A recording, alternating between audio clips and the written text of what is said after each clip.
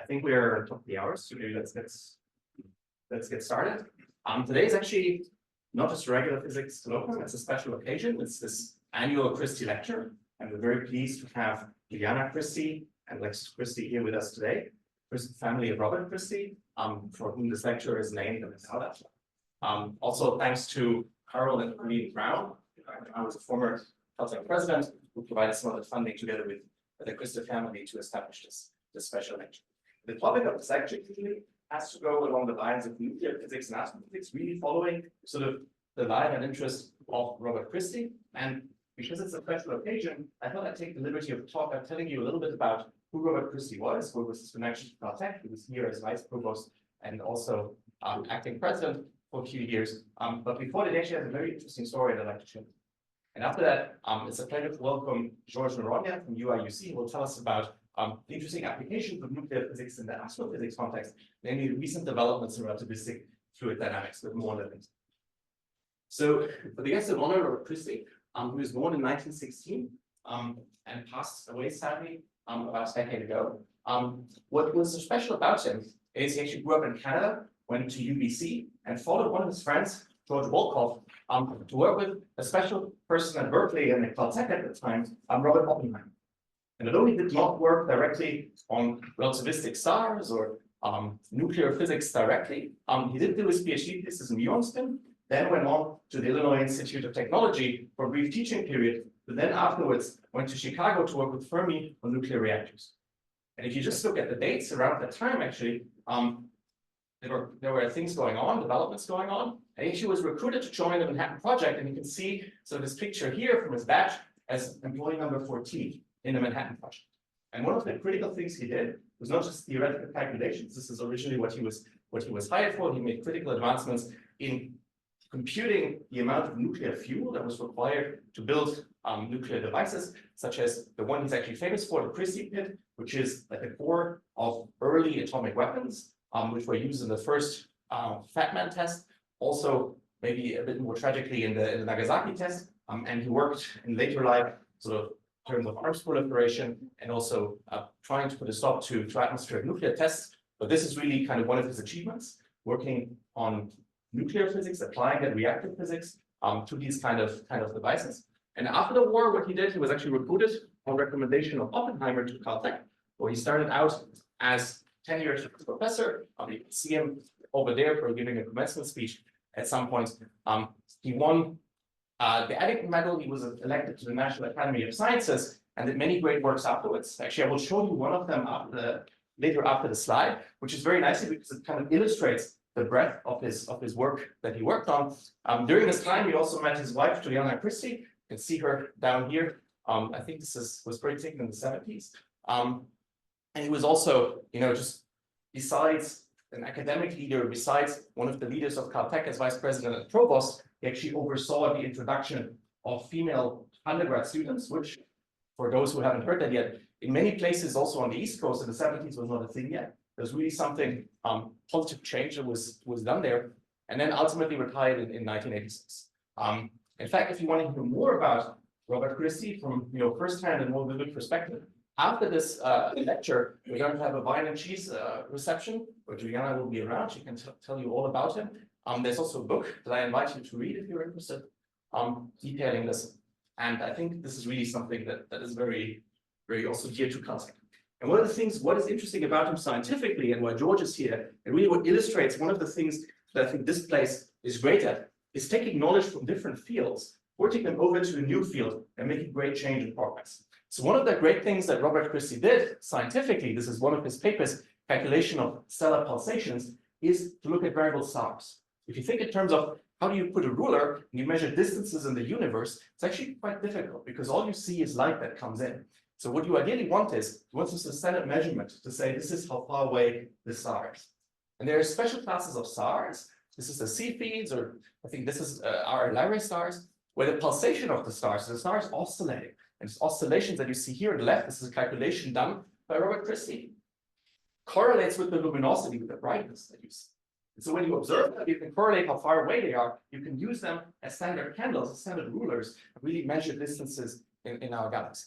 It's a really, really cool thing.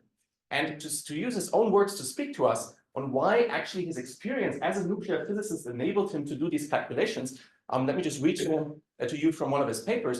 We said the author first learned about hydrodynamics, and it was there at LAM, this is Los Alamos, at the Manhattan Project, that computational techniques for hydrodynamics were deployed. It's particularly gratifying to note that techniques developed for the design of atomic weapons are here employed to study the dynamics of stars.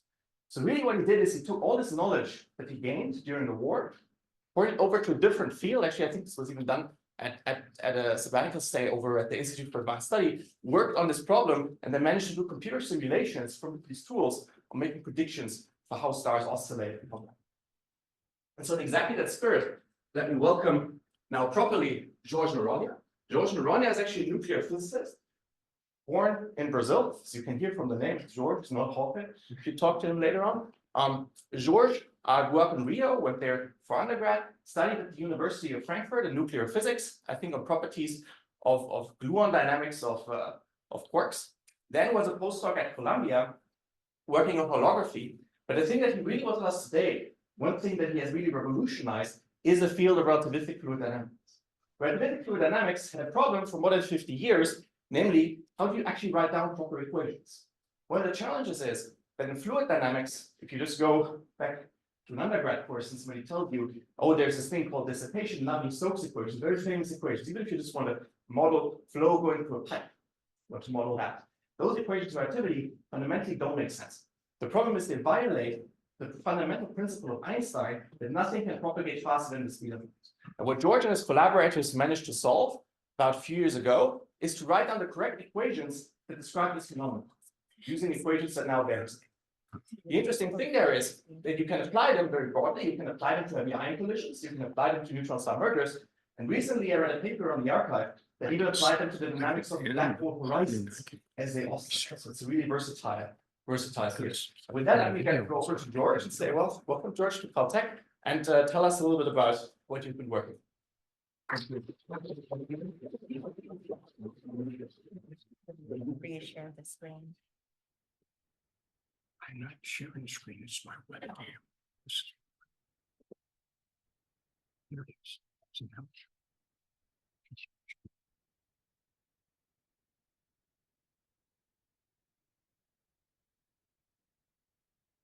Okay, is this on? Okay. Can you hear me? Yes, great. Okay.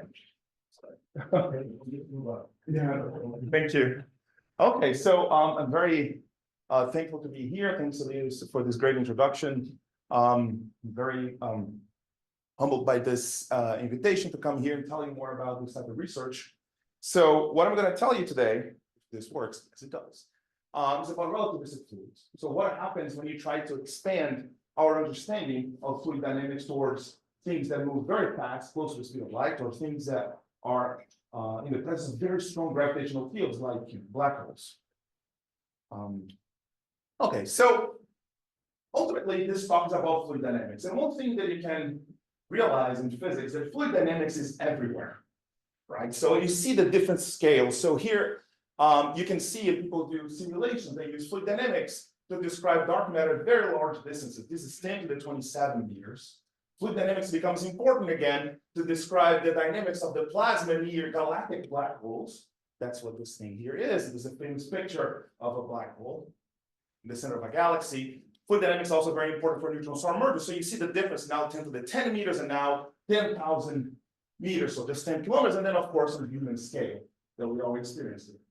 But then the question is, why are fluids so ubiquitous in nature? Why do we see this everywhere at very vast difference in scales? I think the answer to this is something that I'm going to discuss here, but I think this phrase summarizes very well. What happens is that nature can produce complex structures even in simple situations, as you can imagine. For example, if you see a chaotic pendulum, right? It's something simple that becomes very complicated. And it can also be simple laws, even though you have very complex situations or very complex systems. For example, here in this room, just in this little amount of fluid here, you have 10 to the 23 molecules, right? It's very complicated dynamics, but you can describe this using general simple equations in terms of temperature, pressure, and things like that. So why do we see fluids everywhere? Well, ultimately, it's because it's so general, because it's based on general things that are always valid. For example, this is what we're gonna call here conservation laws, like energy conservation. Right, so the amount of energy somewhere, if you see this disappearing, it's because it went somewhere. Momentum conservation, the same thing as we do for energy, but now for a vector. That's the idea of momentum conservation. And also in the non-relativistic regime, we also talk about mass conservation. Basically, what this plot here shows that whatever passed through this surface, if mass cannot disappear, it must go somewhere else. That's why it's going here along this line. So once you put this together, it's a very simple principle, and some other things I'm not going to mention, you end up with the equation of non-relativistic standard fluid dynamics. And the other hypothesis or assumption that is very, very important for the derivation of fluid dynamics is the idea of a large separation of scales. What I mean by that is the following. Of course, just like you see here in the air, right? So you have a lot of molecules, and these molecules, so this is supposed to be a drawing of this, they are colliding. They don't collide very often because the gas is very dilute. But the typical scale, this is related to the mean free path for the particles to collide, is some very small number, 10 to the -7 meters. But if you, instead of consider this physics, you consider physics at much larger scales, for example, the centimeter scale, if you compare the micro to the macro here, you can divide them. When this ratio is very small, something very close to zero, normally that's what we call fluid dynamics. So the point is that once you have conservation laws and this separation of scales, you should have fluid dynamics. And this is really everywhere. In this case here, to describe the flux of air across close to this car here, fluid dynamics is a great approximation. Now, so how do we actually describe this in practice? We learned this in undergraduate courses. Basically, what you do is F equals ma. So this is the mass, like this is the density. This is the acceleration of a little fluid element. And these are the forces. So you have some internal pressure that has some gradients that creates a force. You could have gravity that creates a force. And more especially here, viscous or forces that create entropy actually appear in this equation too. So these equations are very famous. Celebrated equations called the Navier-Stokes equations. And from a theoretical perspective, what you do here is the following. You separate everything that does not produce entropy and then you separate out the part that actually produces entropy. And how you write it, there are several ways to do it. So one thing that you do an expansion. You assume that Knudsen number, that little ratio is small, and then you just create a perturbation series on that.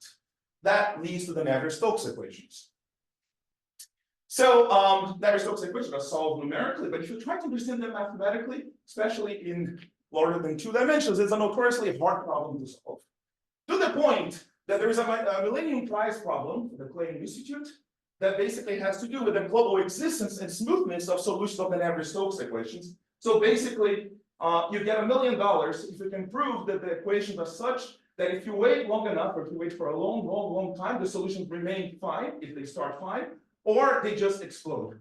So whatever you prove, you get $1 million. It looks easy, but it's got to be the hardest way to make $1 million nowadays. So the problem is unsolved. So we can move further. We can consider even more complicated systems. So for example, the big assumption about large separation scales, what happens when that is not really valid? When that Knudsen number is not really very small, but maybe it's of order 1. Interestingly enough, this is actually very useful for engineering some other things. For example, when you have rarefied gases in high altitude flights, so people that actually solve these things for a living, they have to worry about this. What happens to fluids when the Knudsen number is not very small? Another thing that we'll probably all have to use at some point is things like this. These are called microfluidic devices. So basically here, when you have red blood cells going through this canal here, so you have this blood flow. But the thing about this is that there is no real separation between what is supposed to be the large and the small. So here, the Knudsen numbers are order 1, okay? So this is already extreme, very far from our normal experience. However, I want to go even further. So the frontiers of fluid dynamics that we're going to talk about here in this talk, as Elias said, there will be 2. One related to the very small, very, very, very small, as you see here, and the other one to the somewhat large related to neutron stars. So basically, what can you do to find something really, really crazy? You're going to find something really crazy. Think about the large scale. Make that as small as possible. you may think, oh, smaller, maybe the size of an atom. No, even smaller than an atom. You may say, no, okay, the size of a nucleus. No, even smaller. Imagine that you can now talk about fluids at the size of a proton. So that is 10 to the minus 15 meters, 5 orders of magnitude smaller than the atom itself. Is this possible that under some crazy condition, this looks like a fluid? And what kind of fluid would that be? The other frontier of fluid dynamics, this is something that Elias mentioned here, has to do with fluid dynamics under very strong gravitational and electromagnetic fields, such as those that appear in neutron star mergers. So this is a simulation done by Elias and collaborators. And here basically we see the amount of matter that appears after these stars collide. And also this type of physics that I'm going to talk about here is relevant for these astrophysical plasmas that are close to supermassive black holes. Okay, so those are the two extrema that I'm considering here. So let's talk about the very small. And this very small reminds us, or basically leads us to a fundamental theory of nature, that's quantum chromodynamics. Because I'm talking about protons. So quantum chromodynamics, so in technical terms, this is a non-abelian gauge theory. But what this means is that you have particles. These particles are quarks. So those are these little lines here. And you have other particles called gluons. And the fundamental distinction between this and other theories is that the gluons, they actually interact among themselves. So it's very different than standard QED, quantum electrodynamics, because there's a direct coupling between the gluons here. This type of theory has fantastic properties. There's one property that is very, very well understood. And this is the reason for a Nobel Prize. It's called asymptotic freedom. This means that when these things interact, if they exchange momentum, remember the little momentum conservation, the little particles colliding? The same thing here, more or less. So they can exchange momentum. When the exchange momentum is very, very large, the coupling gets very small. And this is the region of perturbation theory.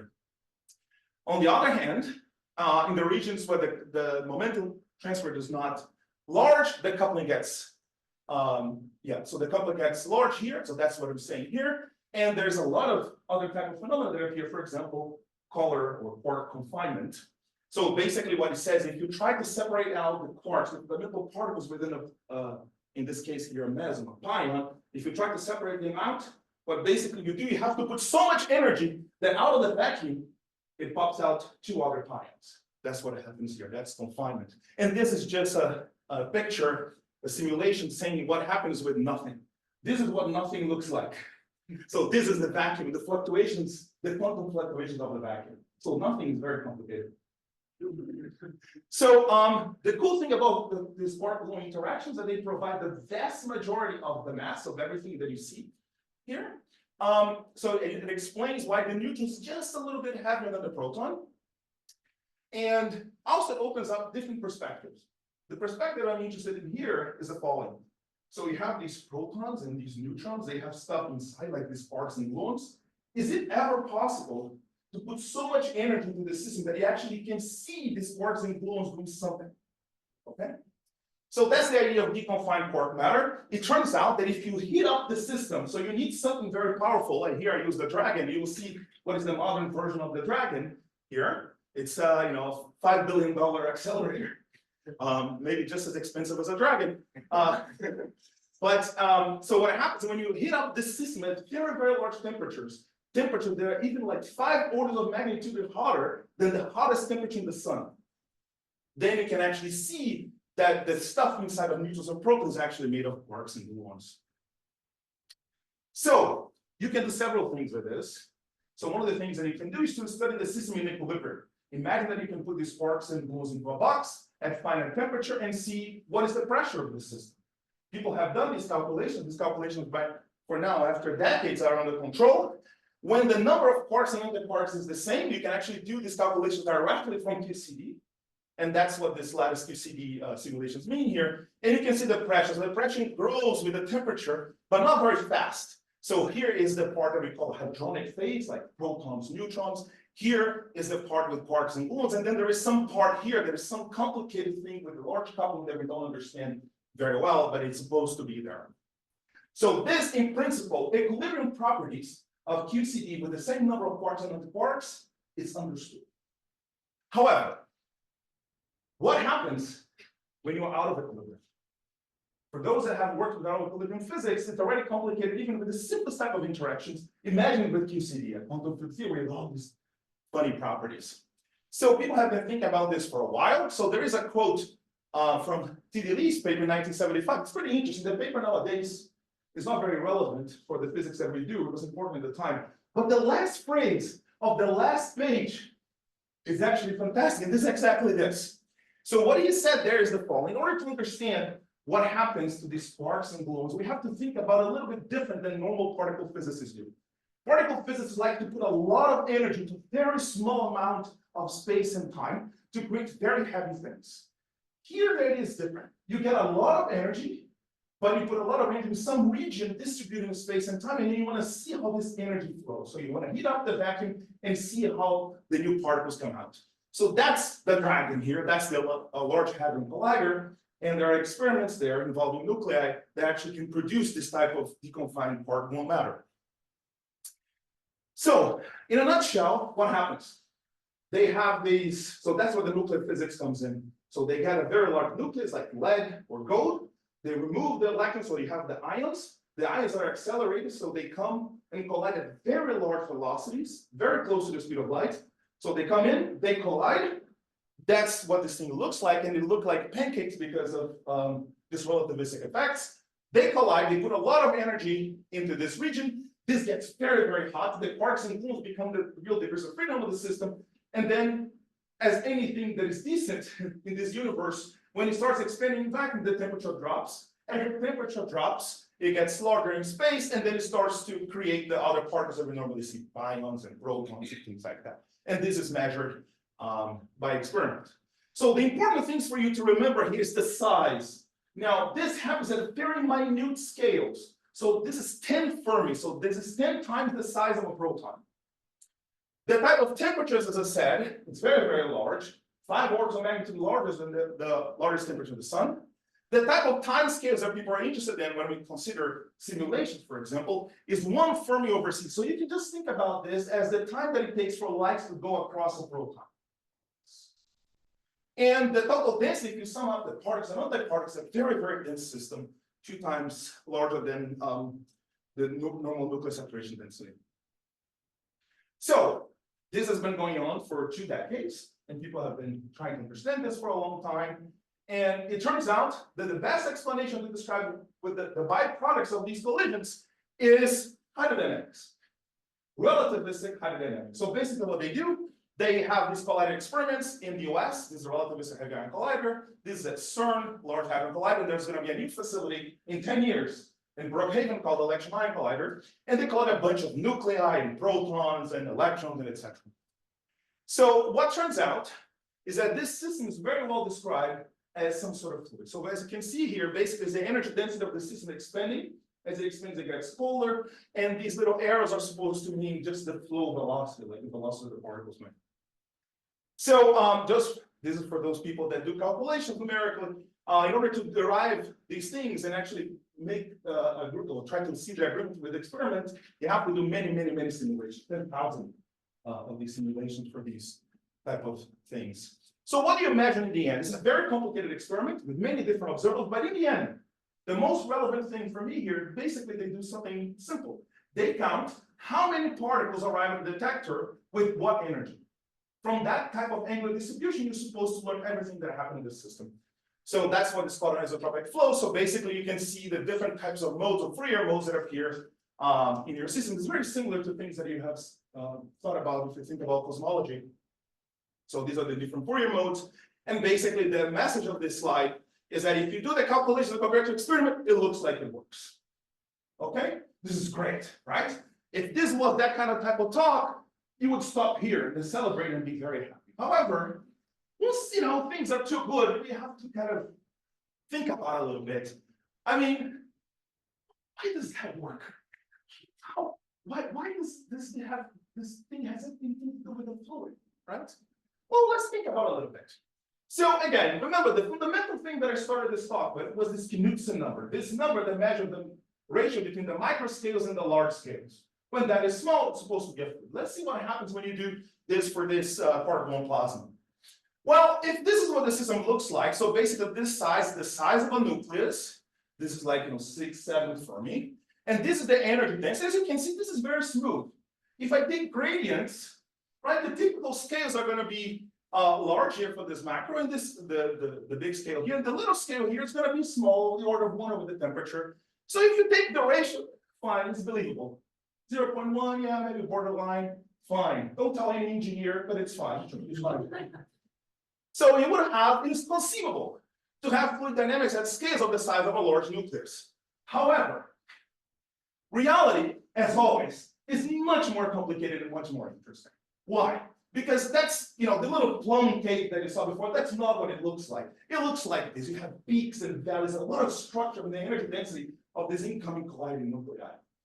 So, of course, this is a quantum mechanical system. You have unavoidable quantum fluctuations. You have to take those into account. And you have very large spatial gradients at early times, so you're able to prove at very tiny scales. So when you actually try to do realistic simulations, you see that the Knudsen number is of order 1 or larger. Okay, so yeah, it's interesting. It's like a paradox. The Knudsen number is large, but somehow this fluid dynamical picture still works. Why? Okay. And I was there when this was done. It's one of my papers, and the experimentalists, as always, they're very clever people. They said, okay, fine, you're so worried about separation of scales, you're a theorist. Let me tell you something. I'm going to get the thing that you thought was small, I'm going to make it even smaller, just so then you flip out. And that's exactly what happened. I flipped out precisely here around this time, because instead of colliding very large nuclei, they collided protons with the nucleus and even protons themselves experimentally. And then you run through the same business, you try to do your hydrodynamics, and it still works, even though it's really is not supposed to, because the Knudsen number is large. Why? So this goes in the field under the name of the surprising effectiveness of fluid dynamics in QCD. And we are still trying to understand this. We're living through the aftermath of these experimental findings, and most of what the theorists are doing, we are trying to understand this from a theoretical perspective. So there are many outstanding questions here. It's very hard, it's kind of hard to count all of them. So, but for example, you can think about, this is very broad. What is the mechanism that does this thermalization, that makes QCD fields look like a thermal system, right? So in more technical language, you start from a pure state of the incoming nuclei. How come that at some point, after all these complication things in QCD, this looks like a thermal system with some corrections that looks like a fluid? Another thing that you can think about is, how does one describe QCD, a fundamental theory of the universe, non-abelian gauge theory? How do you describe that out of equilibrium? You cannot use lattice calculations. Those are really for equilibrium quantities. What do? Just to tell you how complicated this is and how interesting this is, imagine that this is a proton, okay? And the proton has a lot of stuff, this little confetti thing here, those are the gluons, the quarks. So there's a lot of structure in there. Think about this. This is at the size of 10 to the minus 15 meters. Okay, it's a very tiny thing already. But one of the things that we learned in undergrad course is that in order for a system to look like a fluid also, you have to be able to break this system into a bunch of little pieces, and each one of these little pieces still has a lot of particles, such that you can talk about equilibrium quantities. Let's try to do this with a proton. So this whole thing is 1 Fermi. Let me be very generous. Let me break this into 10 little squares here of the size of 0.1 Fermi. Okay. So it turns out, just from the uncertainty principle alone, you can tell that this is complicated. Because just from the uncertainty principle, you will see that there are large variations of momentum associated with these little cells that are much larger than the typical average. So whatever this is, if it looks like a fluid, it's going to be something very complicated where there are very strong quantum fluctuations. And these are quantum fluctuations in the non-abelian confining theory. So it's a complicated thing. So if you try to put together some of the typical systems that you normally see people using hydrodynamics or fluid dynamics to describe, you can probably come up with something that looks kind of like this. So this, there are two axes here. This is velocity. So here is our velocities that are very small compared to the speed of light, which is here. And here are systems also that are very classical. So those are systems where quantum mechanical effects are not so important. So that's what I'm saying. The quantumness here is 0. We live here, okay? But you could go, for example, very quantum, but it's still very non-relativistic, and talk about things that look like bosons and condensates and other nice systems that you find in atomic physics and condensed matter. Or you could go towards large velocity, like those systems that are considered, like these heavy nuclei. They collide, and you can actually change the size, going from large systems to very small, like proton-proton systems. And as you do that, of course, quantum effects become more and more relevant. Okay, so this really is the most complicated thing that you can have. But this is the connection now that we make to the larger type of application of fluid dynamics related to neutron star mergers. Is that this was the case? This plane, we could spend a career thinking about things on this plane until basically 2015, 2017, because around that time, now we can also use gravity to understand the properties of extreme ultra-dense matter and the fluid behavior that appears.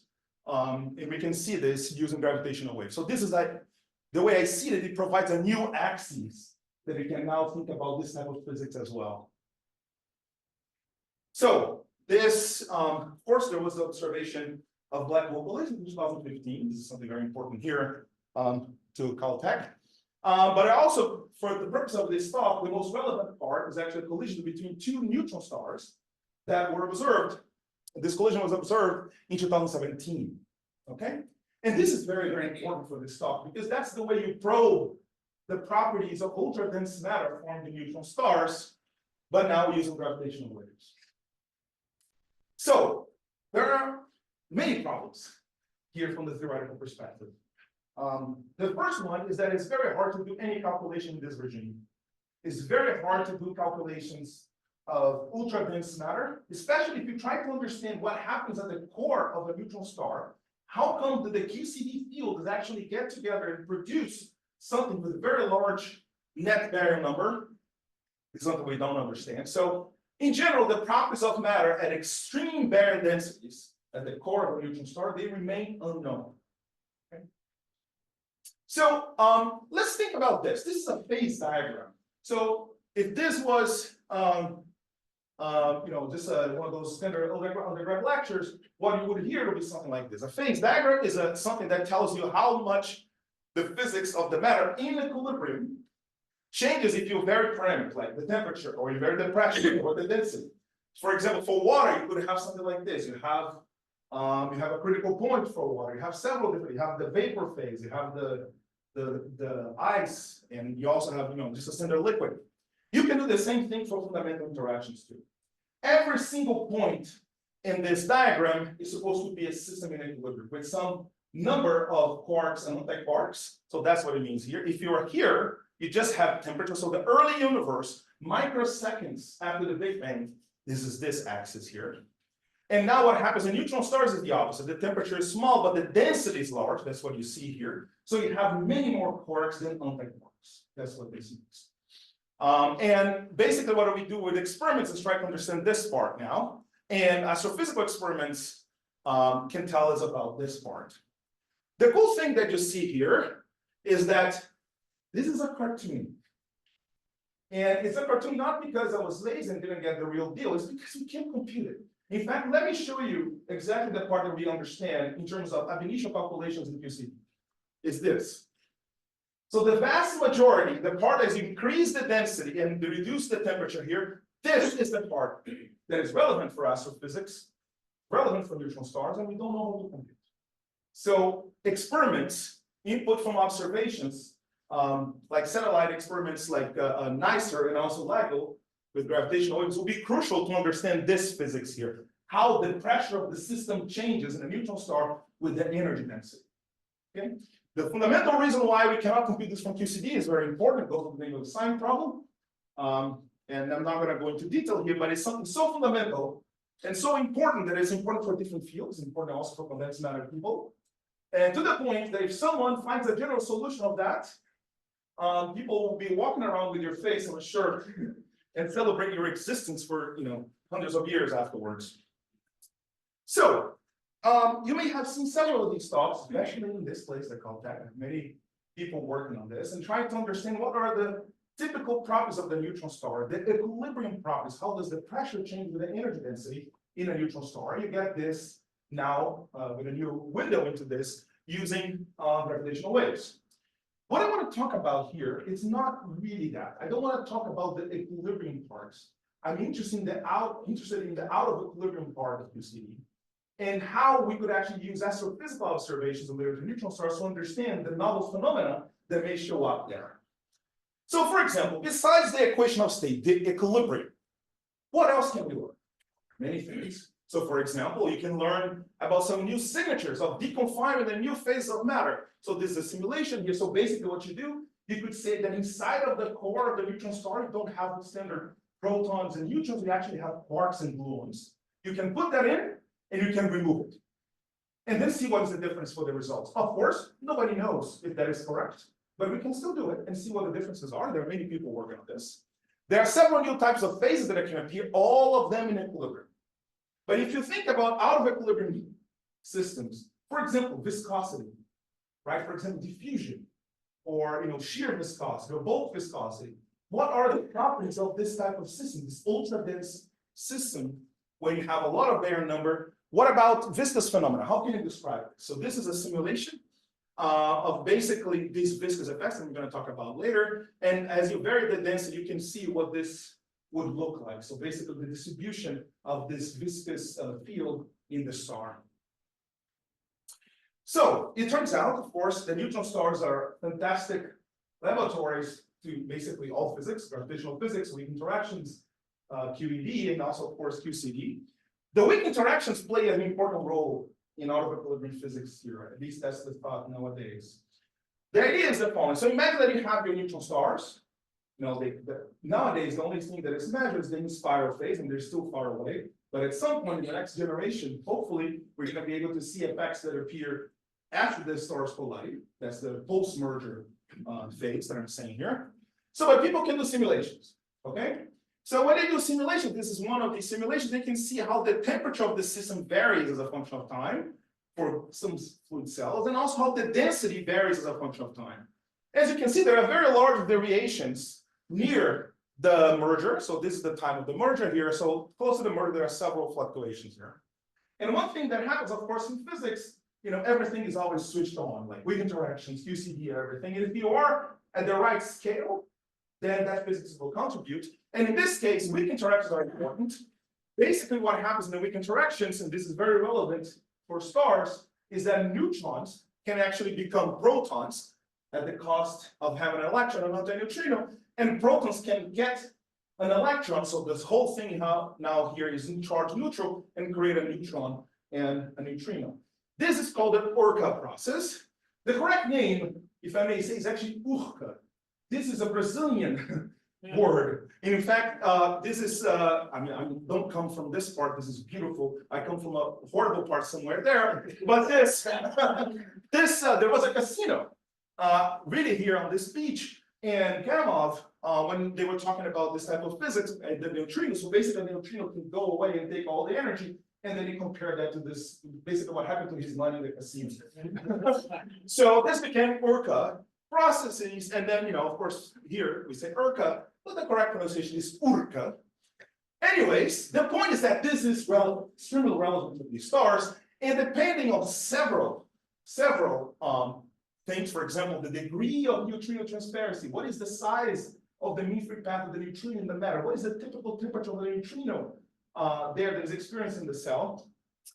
You will have changing neutron-proton fraction, so the matter is not really in equilibrium. Okay. Now, again, in physics, everything is connected. So due to conservation laws, the moment that you change the proton and neutron fractions, you have to start changing the energy content of the system and also the momentum content of the system, and everything is coupled together by the conservation laws. Okay. So, and basically this is what this equation is telling you. If the pressure of this system is changing, right, and it actually can be because the pressure of the system changes because the type of particle, the number of particles is changing. So that's what this quantity is. This is a chemical potential. It just basically tells you what happens to the energy, how much the energy varies if you vary the number of particles. And you can compare what happens to neutrons and protons and electrons This quantity here is a chemical imbalance. And because you have a chemical imbalance, you have a density imbalance. The density imbalance leads to a pressure imbalance, and the pressure imbalance is written here. Pressure imbalance, because of out of equilibrium phenomena like this, is normally what we call bulk viscosity. So bulk viscosity appears in fluid dynamics, and it basically tells you what happens, or how much the pressure lags behind the energy density if you have expansion and compression, just like you see here. Okay? And in fact, it's the simplest way to produce entropy is to have a system with bulk viscosity. Normally, gases like this one here around us doesn't have really any important bulk viscosity, but it can create systems with bulk viscosity is relevant. And we believe that this may be one of them if some conditions are met. So there is a sequence of arguments. So basically, for a while, people understood this connection between chemical imbalance and pressure variations. And what we did very recently was to see whether this was actually an exact equivalence. Basically, if you have a system that describes the dynamics of non-conserved currents, because the neutrinos just go away, the number of neutrinos is changing, if that actually can be really truly described in an exact manner in terms of a bulk viscous fluid, something that produces that has dissipation, the entropy grows, but in terms of this bulk viscosity. And it turns out that you can. It's an exact mathematical equivalence. There are no assumptions. This is valid in general relativity. This is valid no matter what the neutrino rate is, what you consider, if you put perturbation theory or not, it doesn't matter. This is an exact equivalence. This has an important consequence, that whatever is going on in these simulations in neutron star mergers, in principle, you should, in principle, be able to see some microphysical bulk viscosity in neutron star mergers, which opens the window to now observing not only equilibrium properties, but also out of equilibrium properties for this matter. And this is explored in this paper. So basically here, it's a sequence of snapshots in time. So this is earlier and this is later. And this shows how this chemical imbalance evolves in space and in time. And you can see that there are regions where the chemical imbalance is large. So the system starts away from equilibrium and then reaches some steady state afterwards. Of course, this is great, but we have to be realistic. Future detection of this will be very challenging.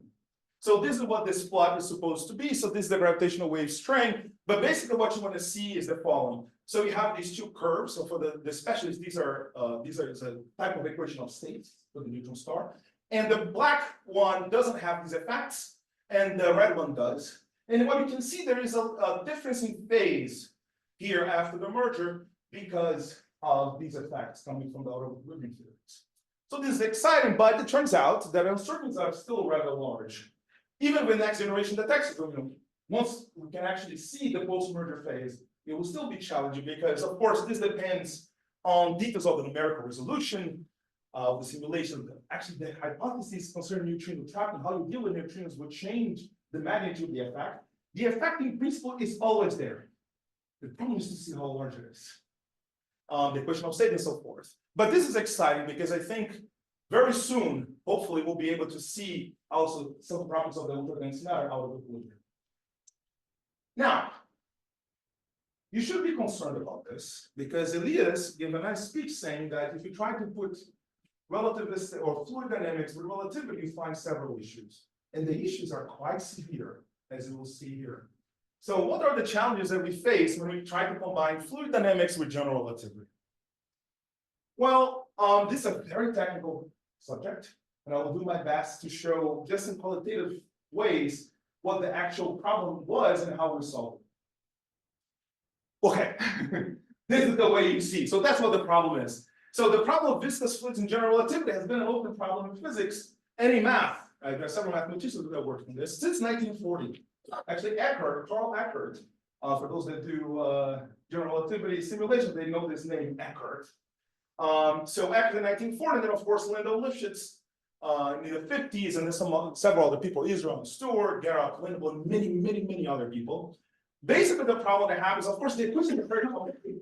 Those are partial differential equations. They're all coupled because you have not only the complication coming from GR, but also the complication coming from the viscous fluid itself. And you have to couple them, and how do you make sense out of this? How do you know that you're solving very complicated nonlinear equations? How do you even know that there are solutions? We don't even know. Maybe there are no solutions. Maybe this is just some weird thing. So what happens in the deep nonlinear regime of viscous fluids in general relativity? This was a big question for a long time. And why is this so challenging? So let me tell you why this was so challenging. Because previous theories of viscous fluids, basically every thing else that was done before, they had two fundamental problems. The first fundamental problem is that they were acausal. And that means the following. So in technical terms, the equations were not hyperbolic, okay? And just like, for example, for a perfect fluid, you have a normal hyperbolic equation, you would like this to be here too. But in less technical terms, basically, you cannot, it's very hard to make predictions for the system its evolution in time. Because what you want is to start with some initial conditions and let the system evolve. And you want the solution to exist, of course, otherwise you're wasting your time. And you also want the solution to be unique. Given some initial conditions, right? You don't want to be thinking, oh, which solution I'm going to use today? No, you're going to use one because the solution is unique. Good equations in physics, and every one of the good equations that you can think about right now in physics, they have these properties. So we'd like to see this. And there's another problem that, as we'll see in the next slide, turns out to be related, is that, and I'm sorry to say this, but these equations predicted that global equilibrium, the state where there's nothing happening in the fluid, was unstable. That's what this little drawing is saying. Basically, the point. So imagine that you have a cup with water. Any decent fluid that if you just shake it a little bit, and if you wait long enough, it's going to go back to equilibrium. These theories did not predict that. They predicted that if you shake this thing, the system gets out of equilibrium and start having growing exponential modes, which are truly unphysical. Okay? So it is not a coincidence that people did not simulate these equations like this. Okay, they have issues. Now, what is the deep connection that we all understood very recently? And now, once you see it, it's obvious, but it was certainly not obvious before. The problem is if you're trying to talk about these systems in relativity, causality, the fact that information cannot propagate faster than the speed of light is very, very important, to the point that if the system is not causal, it cannot be stable. And the argument is the following. So imagine that you have some event that happens here in this point, okay? And so basically there's some event, and then this is the disturbance. So in the beginning it's large, and then afterwards, that's what the color means, it gets less and less important. If the theory is causal, of course, there is a light cone here, and whatever happens here can only influence what's inside of the light cone. But imagine that the system is not causal. So you can have propagation faster than the speed of light. That's what this acausal cone is telling you. For this observer here in P, it's fine. You just see something growing, something that happened and decays, it's fine. However, you can consider a large transformation here. You get an observer B that is connected by a large transformation to this observer, and you see this is the equal time surface. You'll see that this person here is actually seeing the disturbance to start very small, and as you keep growing time, you go to this other surface here, then you see that the surface is growing. This is the sign of an instability. So acausality deeply means instability. Okay, so we had to solve the causality problem first. So what is the solution? The solution turns out to be very interesting. It could have been done many decades ago. It's a very conservative solution, but I think it was not done before because the deep idea of what is an effective theory was not so ingrained in these type of studies before. And I'll tell you what this means in a minute. So think about fluid dynamics. In the end, so you see a bunch of symbols here. Don't worry about them. I can tell you exactly what they mean, and that's enough. If you don't work with these symbols, it's fine. So basically what I'm saying is, and these appear in a bunch of papers, imagine that you have a system in equilibrium, like this nice cup of coffee here, okay? So this system has some energy, it has some momentum, and it has some number of particles. Energy momentum is this symbol, and number of particles is this symbol. If the system is in equilibrium, we know in general how to convert this into temperature, chemical potential, and some flow velocity. It turns out that the flow velocity is 0, but it's fine. So the point is that in equilibrium, there is a well-defined mapping between temperature, chemical potential, and flow velocity. However, think about when you are out of equilibrium, like here, a complicated situation. Of course, energy, momentum, and particle number, these are still well-defined things. They don't care if the system is in equilibrium or not. These, in technical terms, these are expectational values of quantum operators. They exist, they're fine. However, how do you break this into pieces? How do you break this into temperature, chemical potential, and flow if you are in a situation out of equilibrium? Okay, so it turns out that the solution or the way to do this is non-unique. But people never really understood how non-unique this was. And the big insight that we saw here is to understand this systematically. And the point that I want to make is the following. Again, if you see just this complicated symbol, this just means getting the energy density, get the momentum, and just break into different pieces and try to create a temperature, a flow, and something like that. What turns out, and that's the main insight, if you think about an effective theory in physics, what you have to do is the following. You first understand the degrees of freedom that are relevant. In this case, these are the hydrodynamic fields. Then you understand what is the power counting scheme, how you do perturbation theory. So what is the thing that you understand and you want to expand around? In this case, it's equilibrium, and you want to expand around equilibrium, okay? Then what you have to do, once you have these rules, you have to consider every single possible term that can contribute to that expansion. This is important for physics, a well-known thing. So in effective theories, you have to put every single possible term that appears and is compatible with the symmetries. And that's what these symbols mean. You have the system. So basically, again, this is a Taylor series. So you have something that you know, the ideal fluid in equilibrium, and you expand in first order in deviation from equilibrium. These deviations from equilibrium here, there's a well-defined power counting scheme, and they vanish in equilibrium. So in equilibrium, these terms are zero, and then you just go back here, but out of equilibrium, they matter. So what we did was to really, for the first time, to take into account every single possible thing that can appear here and carefully classify everything that happened there. So this is what happens. You can see there are many terms, but people know how to deal with them. They have the usual transport coefficients. You can have shear viscosity, bulk viscosity, diffusion, everything is in there. And there are many other coefficients that you can actually constrain using deep fundamental principles like causality and stability. And this is goes into very precise theorems that we proved in this paper. So basically the point is the following. All of these systems, they agree with the second law in the sense that entropy is being produced for the system out of equilibrium. And what we showed was the first proof of causality for these viscous fluids in GR. So basically, this is what the theorem is, but basically what this is saying is that the propagation of information is bounded by the speed of light. No matter how complicated the space-time is and everything, it's fine. It will always fine. It's always fine. So that's the first theorem. The second one is, you can see it is more dense, but basically what it says, just for the experts, is a proof of stronger hyperbolicity and opposers in general relativity with viscous fluids. But basically what this says is the system of equations, very complicated, but you can solve them. The solutions exist and they are unique. So great. You can go now, put on the computer and do whatever you want, okay? And the third part is just that dissipation in the fluid is a Lorentz invariant constant. So the problem with stability is solved. So that's the contour theorem 3.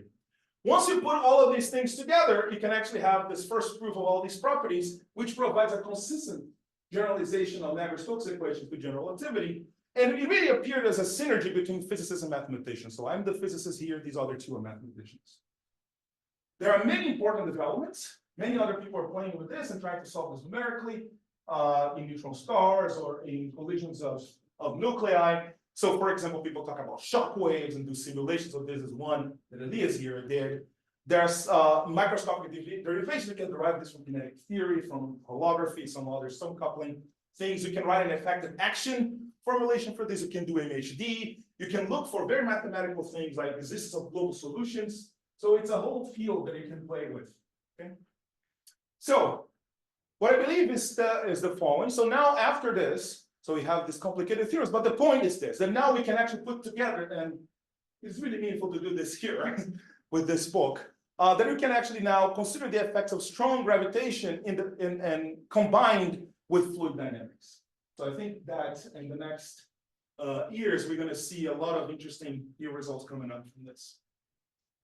So for conclusions, what I tried to tell you here is that heavy ion collisions, these collisions between nuclei and even protons themselves, actually give you a way to understand QCD in a far from equilibrium regime. So there are several new things to compute, several new things to understand. And this is going to be studied at the LHC for many years. So neutron star mergers will be not only important to understand the equilibrium properties of QCD and dense matter, but also maybe to understand new viscous phenomena that could emerge in this type of ultra-dense matter. And the new theory of viscous fluids that I sketched here to you, I believe it paves the way for consistently describing viscous effects in general relativity. So I really would love to see what comes out when people try to put this close to black holes and things like that. And I believe this synergy between particle colliders, so nuclear physics, and neutron star mergers, so astrophysics, I think it's a very fruitful thing, and it's bound to lead to new fundamental questions about nature. And I'm really excited to see what we'll find in the end. Thank you.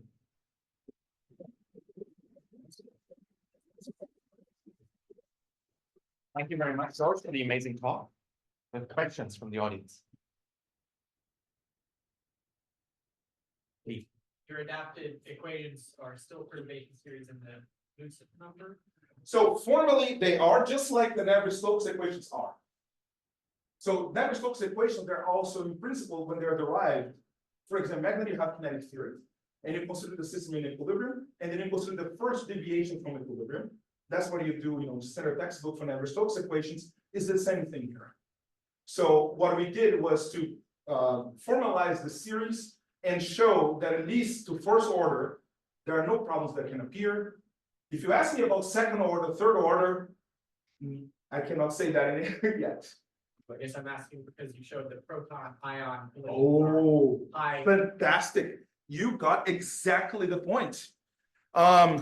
This is a standard thing in theoretical physics. We see something, some very exciting experimental thing, and we create something that maybe resembles what's going on experimentally.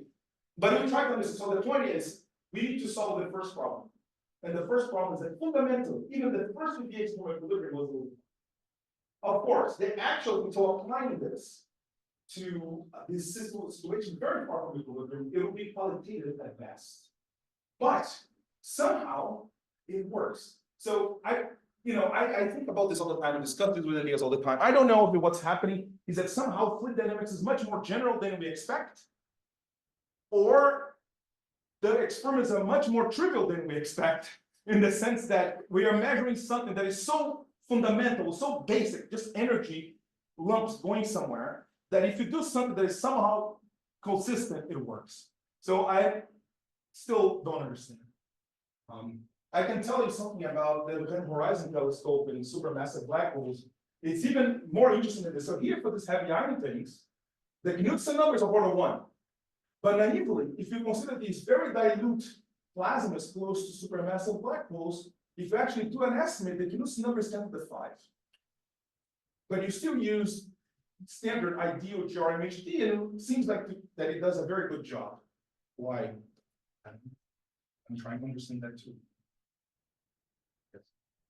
So, expanding more on this, like, how can we differentiate? Like, is there any way we can know, for example, when you talk about behavior of verified gases around, spacecraft or aircraft, when Knudsen number is very high, standard Navier-Stokes doesn't work very good. Yes. But in those cases, for example, like plasma around the supermassive black hole, it tends to work. So, is there a way to know when is it a good idea to use? There is, yeah. So I'm involved in this. So I'm a theorist, and what I try to do is to find simple solutions for these complicated systems. So it turns out, for example, for the Boltzmann equation.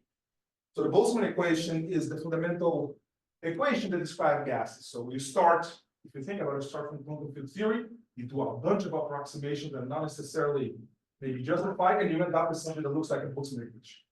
And then this Boltzmann equation describes dilute gases. Okay? Then what you could do is the following: solve the Boltzmann equation, and then compare to some hydrodynamic approximation and see if they agree or not, and when they disagree. So one of the things that we did, we considered a system. It turns out, it sounds complicated, but it's actually very simple. So imagine that you have a gas that is just sitting in an expanding space. This is called the de Sitter space. So this is the de Sitter space expanding, you have some gas in it. It turns out that for this particular system, you can actually solve the Boltzmann equation analytically. So I can just say the distribution function that tells me what the particles are in momentum and in position is this. And then with that one, you can actually compare to things like from hydrodynamics. And depending on the type of flow, for example, this de Sitter one is actually not a very good approximation of hydrodynamics, but for others it can be. So let me say the following. In general, we don't know because it's very hard to solve both systems. For example, for this thing for the event horizon, so it's very complicated to solve the Boltzmann equation in this Kerr black hole. And it'll be very hard to do this type of comparisons, but in simple systems we can do. And then we can see, as the other question, this sort of surprising applicability of hydrodynamics, but it's very, very limited still. Very simple systems, a lot of symmetries, we don't know. Maybe this is a pie in the sky question, but is there any hope of using constraints from experiments with orbital and cosmos for like these constraints might be relevant to neutron stars or vice versa? So different in the phase diagram. Yeah, okay, so it is, so there are some interesting things. So the equations are similar because in a sense, the effective theory is very similar. They have the same sort of degrees of freedom, hydrodynamic fields, and you do some expansion and stuff like that. But of course, the microscopics is very different. The equation of state has nothing to do with each other. The transfer coefficients have nothing to do with each other. They're very, very different. So, for example, if you compute something that depends on the shear viscosity, for example, the shear viscosity of viscosity matter, turns out, I didn't put it here, but it turns out that the shear viscosity of this system is here. It is basically this in units of entropy is the smallest thing that you can imagine. The shear viscosity here is the smallest thing that you can imagine. So small that it's actually compatible with things that you can compute using string theory. Normal system like water, it's here. If you want to see what this is for a neutron star, this number is fantastic. So it's very, very different. But one thing that you can learn is the following. If you do, just think about some sort of phase space of theories. If you already show that there are issues that appear with some theories in this QCD regime, you can translate the constraints from one to the other for the neutron star. That you can do, just like a mapping between theories. But since the coefficients are so different, it's very hard to translate from one to the other. But the underlying, equations are the same. So that's what connects them. Thanks for doing this call. I wanted to ask, do you know an example of a quantum matter system, which is more simple than what you have been describing, but its Nelson number is as large as still never managed for? Oh, okay, but that's the beauty of condensed matter. You can do whatever you want. You can literally, if you have enough money, you can just tell the person to engineer something that creates a system with large Knudsen number and things like that. So, for example, in fact, look at this. This 8 over S. So basically, so what is this thing? Just put number. This is a transfer coefficient. This measures the amount of entropy that is produced in the system. If you have some velocity that is going, for example, this way, but is varying along this way, that's called shear. So this coefficient measures that. And entropy is just, the number of different ways it can put things together in a certain configuration. If you rescale those or divide those and use natural units, like natural for particle people, then this guy is dimensionless. And for the quark plasma, that's a very small number.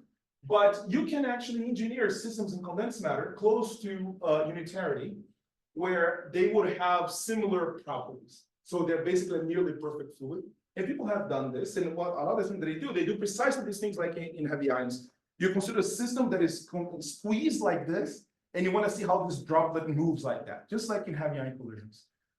This has happened before. At the point, they did something very homogeneous, like the Plum model that I showed before. They didn't do something very complicated with the large Knudsen number, but in principle, they can. And it would be very nice to see how that works. Yes. Yes. Yes. Could you please illustrate using some simple example how you solve this faster than light propagation? For example, the heat equation. Perfect. So the way you do it is the following. Can I use the book? Yeah. Okay. Sorry, I'm making a statement here. I guess it's fine for most people. Okay, that's a perfect question. So the heat equation is something like this. So this describes how the temperature diffuses with some heat conductivity. Okay, so derivative in time and derivative space. Okay. This is not something that is okay in relativity. And fundamentally, what happened is that when people tried to do the previous theories before, once they didn't consider all the possible terms, they ended up with complicated, nonlinear parabolic equations. So the equations were never hyperbolic in the first place. So the point is that you have to create something that changes this into something that looks like a wave in a given regime. Right? So at some point it looks like a wave. So there must be new terms that if you vary sufficiently fast in time, it actually recovers or changes from parabolic to hyperbolic. So this is a hyperbolic operator, right? And then the constraints come in that, let me put a coefficient here. Let me call it tau, so some relaxation time. The ratio between kappa and this relaxation time can never be larger than 1.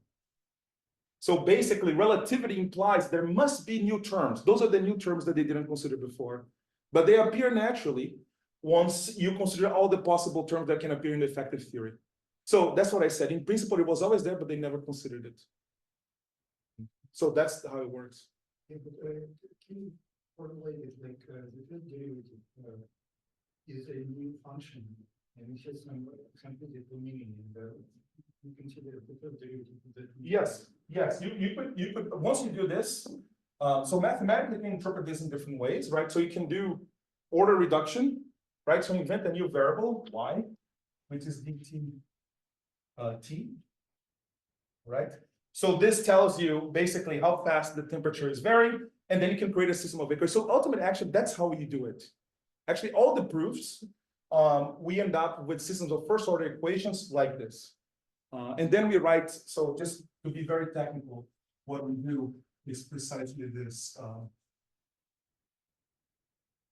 We create a system that is a quasi-linear system of PDEs, where these guys here, these coefficients depend on the solutions themselves.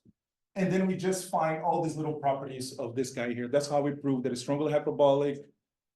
We compute the characteristics of these equations, the characteristics of velocities. That's how we do it. And the cool thing is that we can do this fully non-linearly without any approximation. And we also write Einstein's equation this way too. And then everything follows. But the key insight was to understand that this is not okay. We have to go here. So in a sense, it's simple, but of course, doing the details is.